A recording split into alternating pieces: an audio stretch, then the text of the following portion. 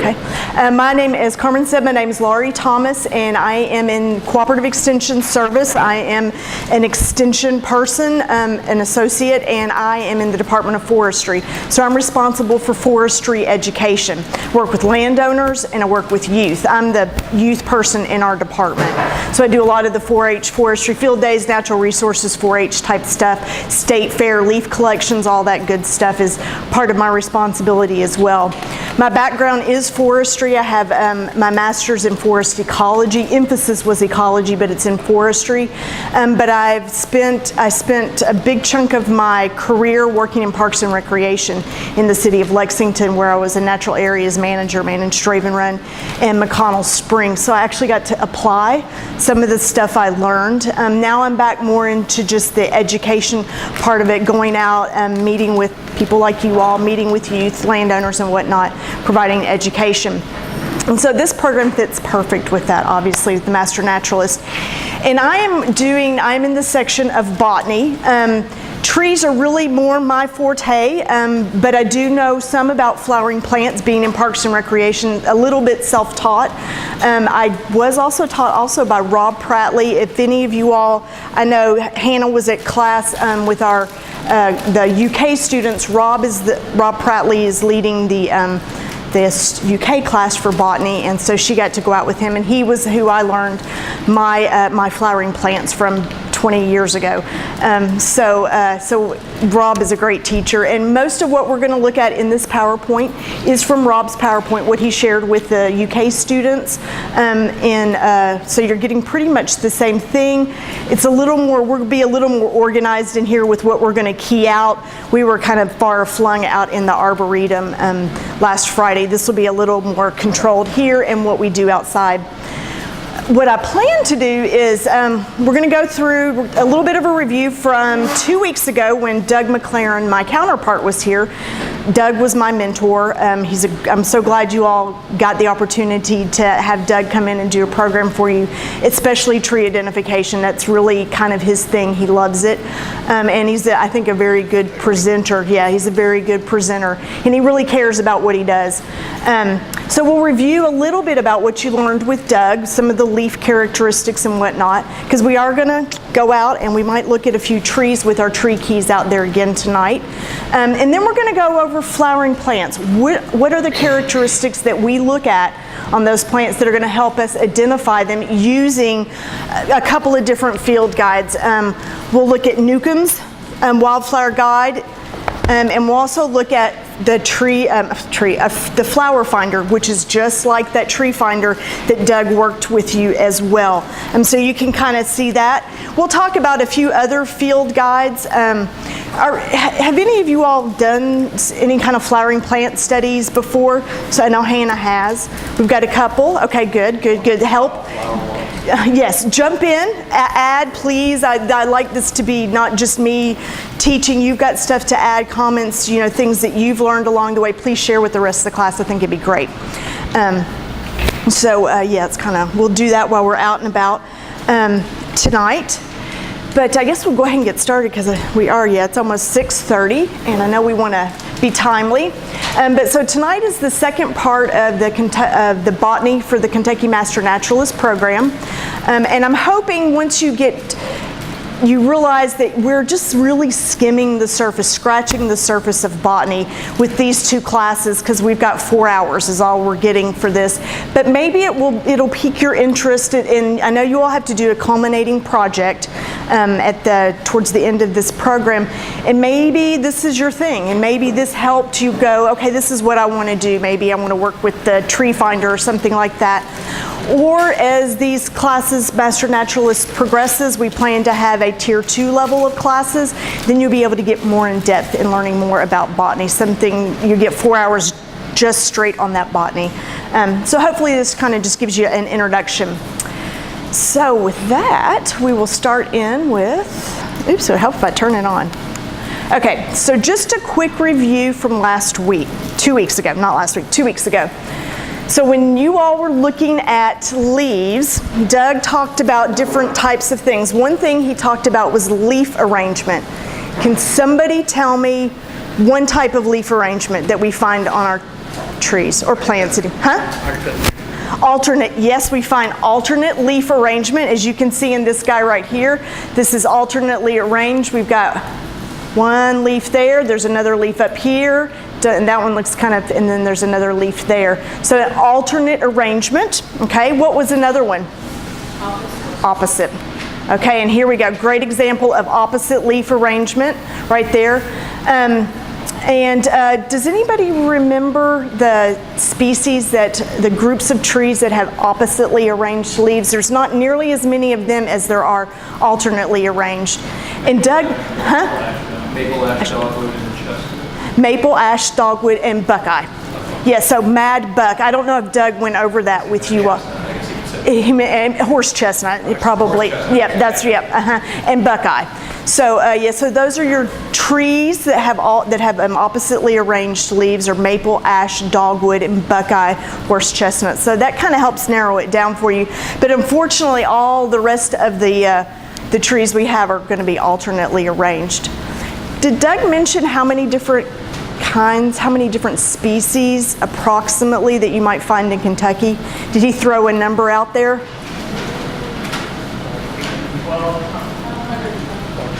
Yes, I heard back here 120 plus. It's kind of what we consider in forestry. There's at least 120 different kinds or different tree species that you'd find in Kentucky, which makes it very diverse. We are considered one of the second most diverse forests in the United States. And think about it, with the state, with our topography from eastern Kentucky all the way to the Mississippi River, it's going to be have a very diverse forest. So it does make tree identification tricky. Also makes plant identification, flowering plant can be tricky too as well. Okay, so you all talked about leaf arrangement. That was like the first thing in that key. And then you talked about leaf form. Do you all remember the two types of leaf forms that you all ran into?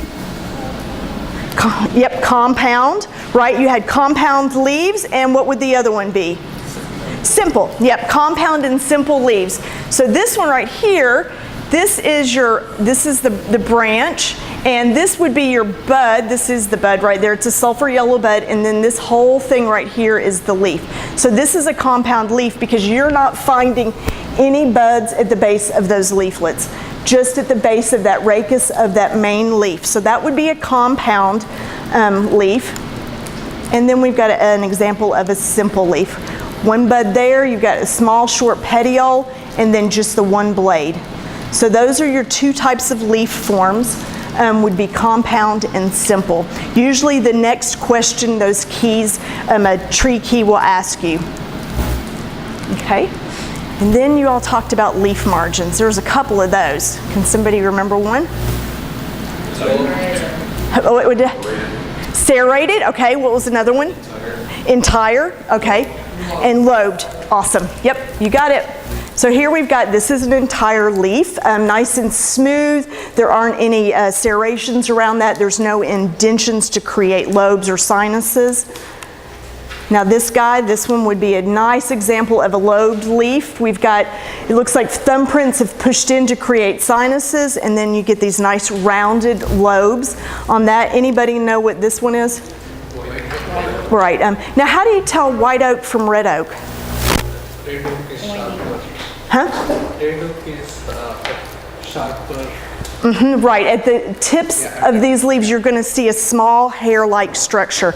And I don't think I saw any red oak out here. We do have a white oak out here.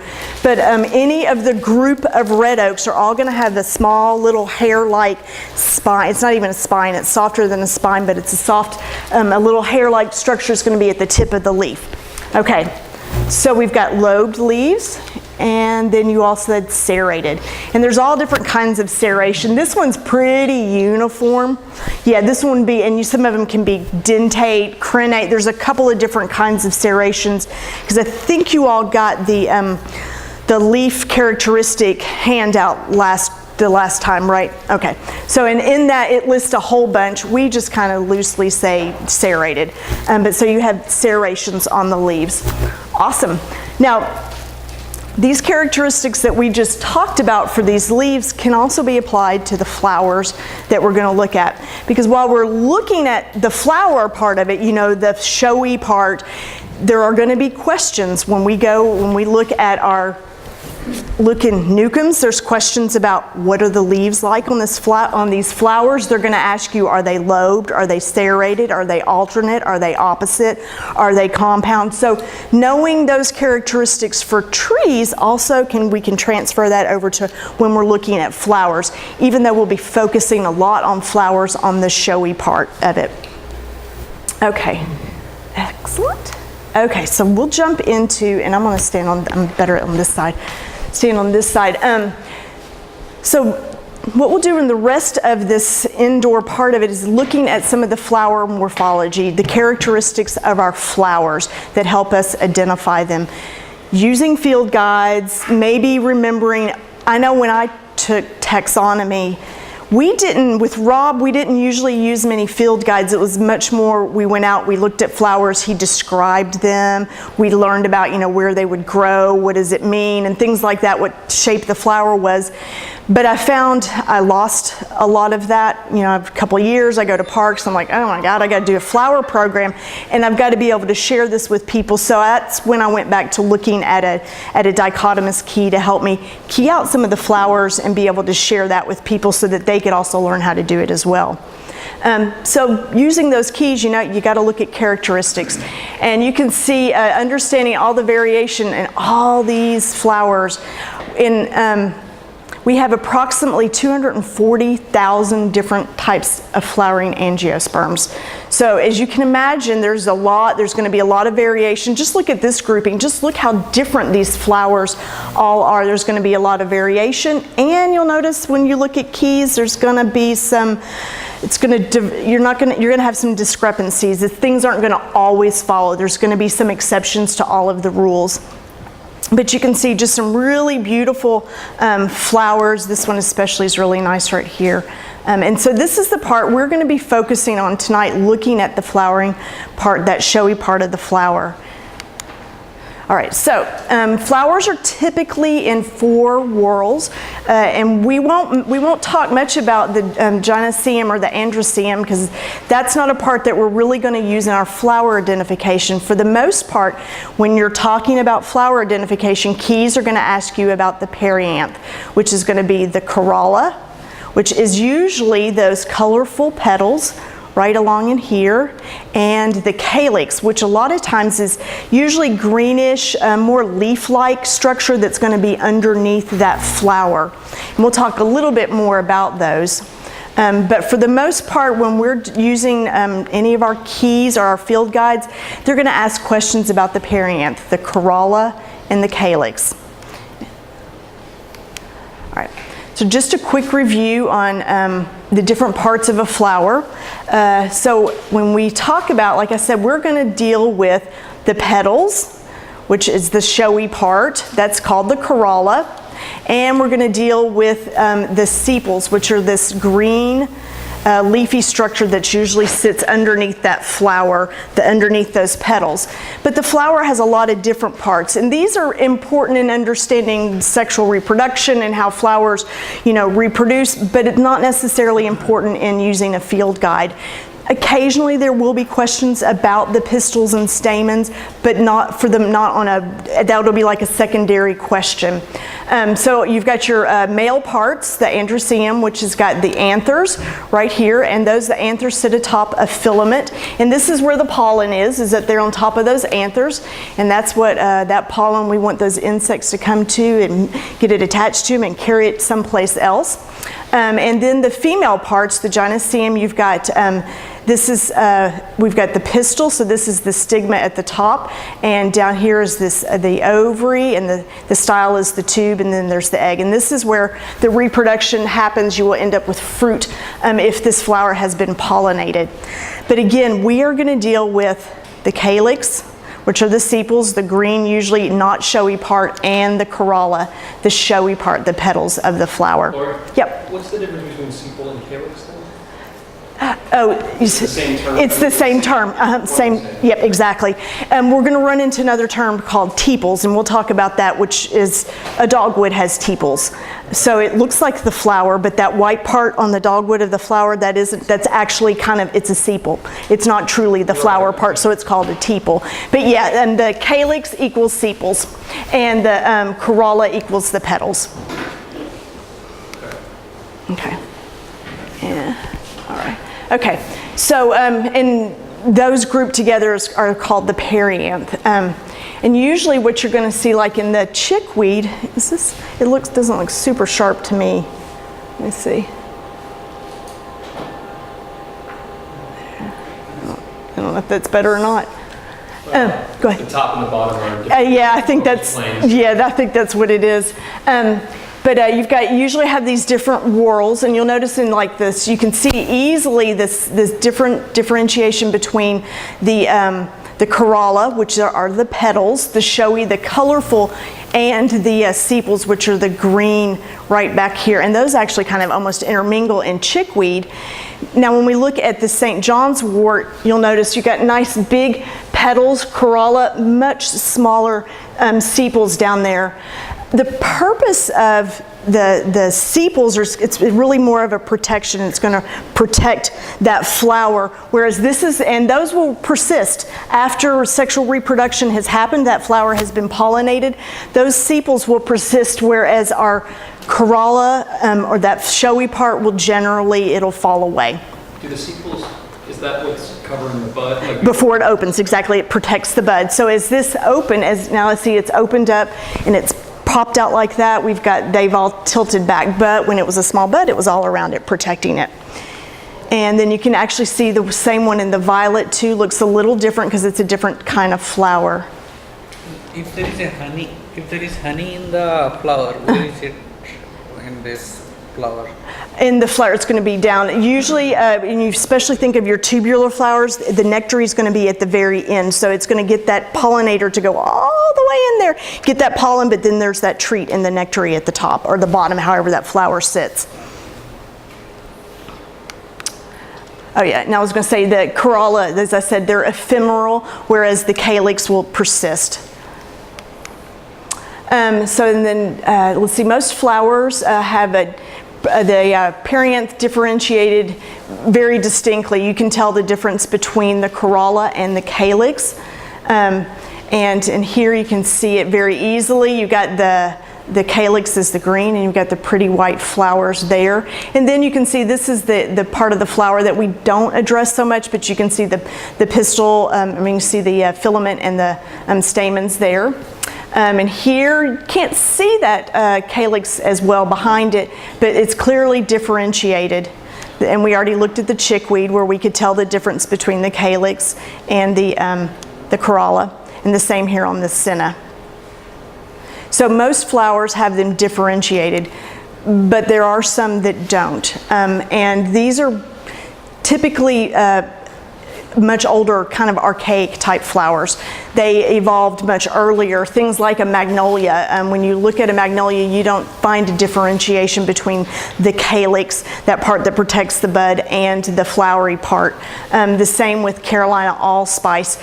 It's hard to tell the difference between those. They evolved at a much earlier time. Usually, I think most of these were during the Cretaceous period. So you will run into some like that, but for the most part, most of them are clearly differentiated. All right, so our monocots will have two whorls of the perianth, and they're similar or identical. Like when you look here, we've got, we call they're tepals. Kind of like when I said with the dogwood, with those pretty white or pink petals, that's actually part of the sepal. It's not really the flower, but it looks showy. And so you run into that some here. We've got our Canada Mayflower, where the two whorls of the perianth are similar or identical. You can't really tell the calyx from the corolla apart there. The same with the daylily. And then for the eudicots, which used to be called dicots, and I'm not sure, Rob didn't go into, he goes, I'm not even going to go into the whole explanation as to why those why we have a new naming. Do you know why? No. Oh, but you knew that, okay. There are some which has 4 leaves instead of 2, so they combined that. They combined, okay. I just remember dicots. When I learned it was dicots. Like 4 pairs of chromosomes. Okay. But so for our eudicots, most of those have an organizing number. The perianthus is in 5, sometimes 4. And when you're looking at that, you count 1, 2, 3, 4, 5, or with the primrose, 1, 2, 3, 4. Same with this mustard, you got 4, and then there's going to be 4 corresponding calyx behind it. This one's got 5 corresponding calyx behind it as well, or sepals. And then the wood sorrel is in 5s, and our wild geranium is in 5s as well. 1, 2, 3, 4, 5. And that's important when we use Newcomb's guide, and we'll do some of these because I've set stuff out for you guys, and I don't have a ton of these, but we'll have to share. They ask you questions about that. It says the first question in there is for their classifications, flower type. 2 regular parts, 3 regular parts, 4, 5, 6, 7 or more, or if they're indistinguishable. And so that helps take you to another key, which will send you further down in the book. But so being able to count those out is important. Can be hard. Sometimes those flowers are really small. You might need to get an eyeglass to look at that. But so yeah, so in the eudicots, they're generally in 4s and 5s. All right, and so again, sometimes we've got tepals with our eudicots as well, and the same here with our false rue anemone. You've got what looks like petals, which are actually tepals on those. And the same with pokeweed, which is a really small flower, but these are the tepals back there, even though it looks like the showy part of the flower. Where is the flower in that instance? Up in here, so you've got a different form of flower. So we've got, these are our stamens, and we've got some flower here as well. And here we've got, our flower is composed in here with these tepals around it. And this one I'm not really sure. I know what lamb's quarter is, but I've never seen, because there's some out there, I've never seen the flower. How that's. I've never looked at it up. No, I haven't either, exactly, but so we've got those tepals are up around it, and our flower is within that, in there. And again, some of these are going to be, you're really going to have to use a magnifying glass with some of those. So how do we know that it's actually sepal, not calyx, or vice versa? Some of it is just practice. Some of you're just looking at more and more flowers, and so that's what we'll practice. I'm talking about the technical definition. Why? Oh, with what? I thought the calyx was the sepals combined, referred to them as. Yeah, I mean calyx And sepals are the same thing. corolla. The corolla. Petal and sepals. So, I mean, what is the difference in terms of definition? Like when you are saying that it is actually a sepal, not a petal. Oh, okay. Well, here, let's go back. Let's see, because we. Okay, so. In these cases, both are present. But in some cases, if only one part is present, we are calling that actually sepal, not petal. You mean the tepal part? Yeah. And that's a good question. I don't know that I can answer that. Can anybody in here who's probably maybe more knowledgeable, could you all answer that? He wanted to know, you want to ask it again? So if some flower which has only one part, how do you know it's petal or sepal? I mean, either way, it could be So yeah. both or neither. Well, I have a question. Like, this is just deduction, I don't know. If it doesn't have the